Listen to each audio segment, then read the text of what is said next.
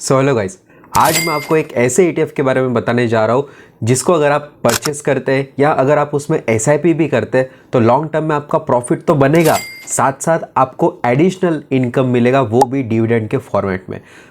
Dividend वाला ETF कौन सा है, उसमें कैसे इन्वेस्टमेंट करना है, क्या उसका प्रोसेस है, कितना प्रॉफिट आपका बनेगा और साथ साथ आपको डिविडेंड कितना मिलेगा, मतलब एडिशनल इनकम आपका कितना होगा, ये सब कुछ आज के वीडियो में मैं लाइव आपके साथ शेयर करने वाला हूँ। काफ़ी डिमांडिंग वीडियो है यूट्यूब पे कि डिविडेंड वाले ETF क्या होते हैं और कौन से ऐसे ETF है जिसमें हमें डिविडेंड मिलता है। तो सब कुछ आज के वीडियो में दिखाने वाला हूँ और प्रॉपर स्टेप बाय स्टेप समझाने वाला हूँ। डिविडेंड क्या होता है, डिविडेंड मिलता कैसे है और कौन सा डिविडेंड वाला ETF है, कैसे उसमें इन्वेस्टमेंट करना है और कौन से ऐसे डिविडेंड वाले ETF है, कितना आपको प्रॉफिट होगा, वो सब कुछ पूरा इस वीडियो में मैं आपको कंप्लीट बताने वाला हूँ। तो वीडियो को पूरा एंड तक ज़रूर देखिए।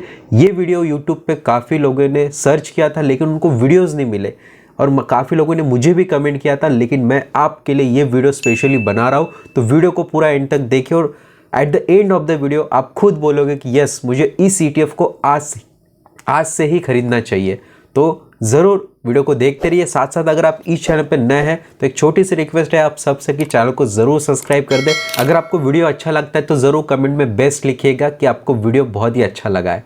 तो चलिए मैं आपको स्टेप बाय स्टेप अपने स्क्रीन पे समझाता हूँ। सो गाइस, सबसे पहले तो हम देखेंगे कि डिविडेंड होता क्या है। अब डिविडेंड होता क्या है ये सबसे पहले हम समझ लेते हैं कि डिविडेंड क्या होता है। A dividend is a payment that distribute of a company profit to it shareholder. मतलब एक कंपनी है, पर्टिकुलर कोई एक कंपनी है ए नाम की, जिसके शेयर्स में आपने इन्वेस्ट करके रखा है पैसा, वो कंपनी अपना जो प्रॉफिट कमाती है शेयर मार्केट से या बिजनेस से, उस प्रॉफिट को डिवाइड करती है अपने शेयर होल्डर के साथ। शेयर होल्डर्स मीन्स जिन लोगों ने उस कंपनी के शेयर्स में पैसा इन्वेस्ट करके रखा है। फॉर एग्जाम्पल कि अगर आपने कोई पर्टिकुलर कंपनी का शेयर्स लिया, मान के चलिए कि आपने टाटा मोटर्स कंपनी का कोई शेयर लिया है। अब टाटा मोटर्स कंपनी में आपने शेयर्स को खरीद के रखा है। टाटा मोटर्स की कंपनी ने अपना डिविडेंड डिक्लेयर किया कि आपको पर्टिकुलर कोई डिविडेंड दिया जा रहा है, तो जितने भी शेयर्स आपके पास होंगे उसके हिसाब से आपको डिविडेंड मिलेगा।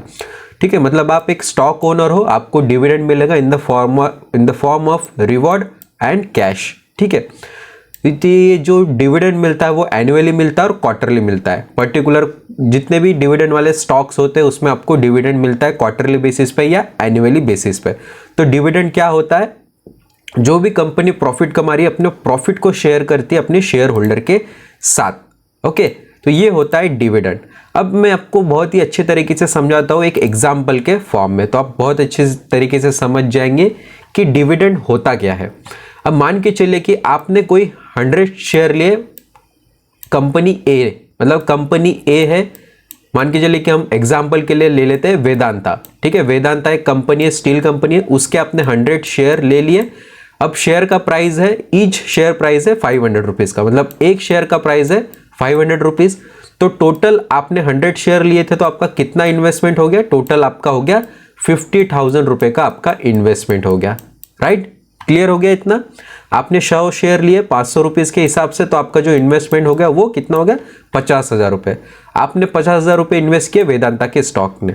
अब कंपनी ए मतलब वेदांता कंपनी ने 20 rupees annually dividend per share of stock, मतलब कंपनी ने 20 रुपीज़ पर शेयर के हिसाब से डिविडेंड डिक्लेयर किया एनुअली, मतलब साल का।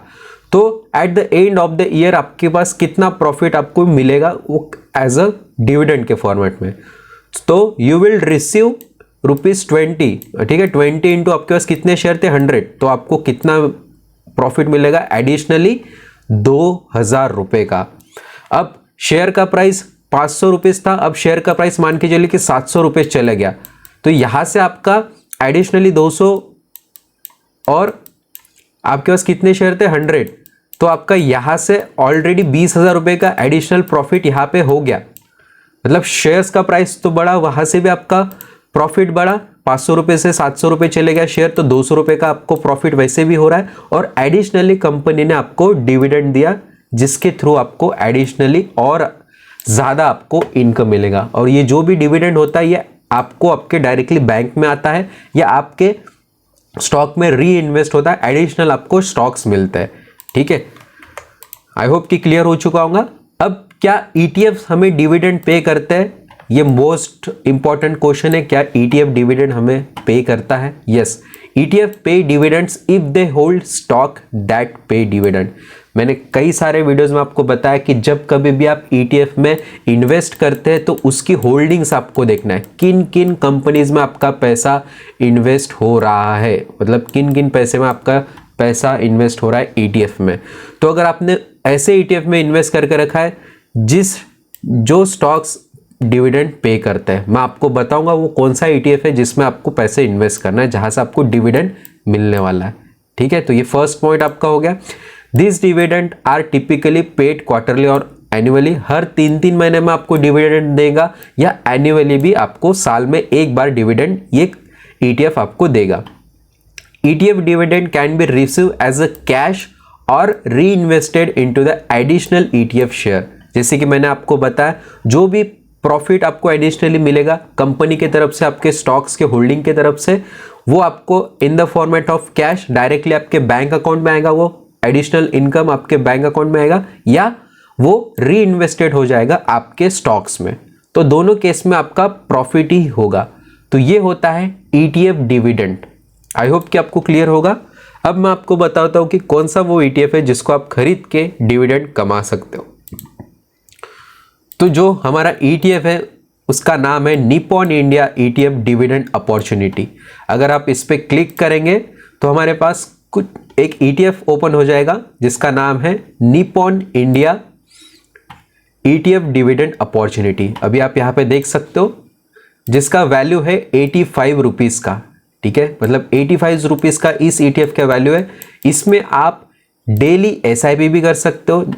ठीक है, अगर आपका डीमेट अकाउंट एंजल वन पे है या ग्रो पे है तो आप दोनों के मैंने वीडियोस बना के रखे हैं, आपको ऊपर आई बटन में लिंक मिल जाएगा।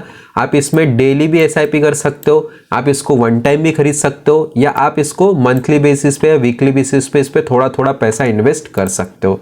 ठीक है, अगर आप देखोगे तो इसने पिछले 1 साल में कितना रिटर्न्स दिया है आप यहाँ पे देख सकते हो, लगभग 23% का रिटर्न्स यहाँ पे आपको देखने को मिलेगा पिछले 1 साल में। ठीक है, अगर आप यहाँ पे देखेंगे तो 5 साल, तो 5 साल में आप देख सकते हो लगभग 192% का रिटर्न्स इन इस ईटीएफ ने आपको दिया है, जिसका नाम है Nippon India ETF dividend opportunity. Okay, अगर मैं इस पर स्क्रॉल करता हूं तो मोस्ट इंपॉर्टेंटली हमें क्या देखना है, इसमें हमें देखना है कि इसमें होल्डिंग्स कौन से कंपनीज की है। ठीक है, यहाँ पे आप देख सकते हो शेयर होल्डिंग्स, मैंने आपको बताया शेयर होल्डिंग्स कौन से कंपनी की है। टीसीएस है, इन्फोसिस है, आईटीसी है, स्टेट बैंक ऑफ इंडिया है, हिंदुस्तान यूनिलीवर है। तो ये वेटेज है। ठीक है, ये है एसेट अलोकेशन, मतलब कितना परसेंटेज पैसा आपका इसमें जा रहा है।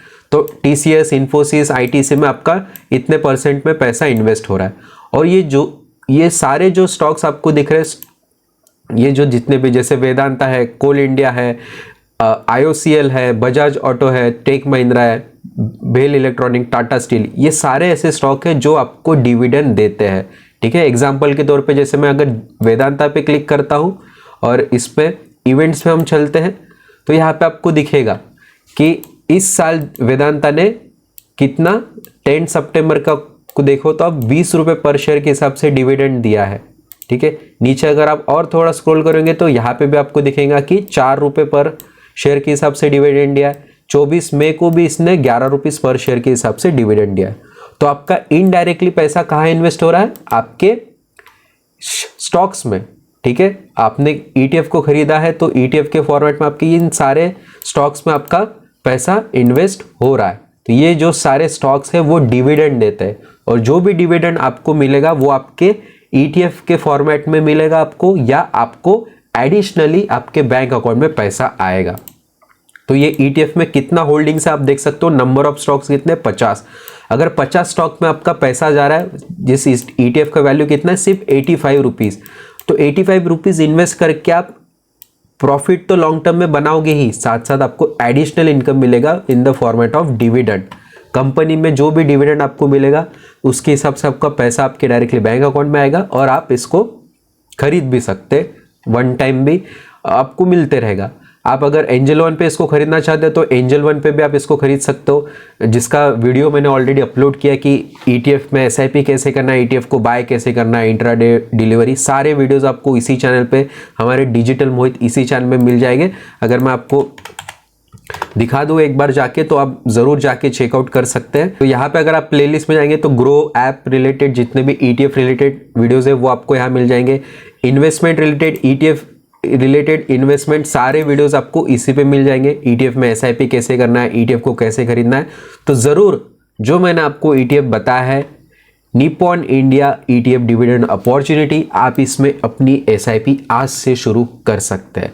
बहुत ही बढ़िया ETF है और जिसमें आपको डिविडेंड भी मिलेगा, साथ साथ आपको प्रॉफिट भी मिलेगा।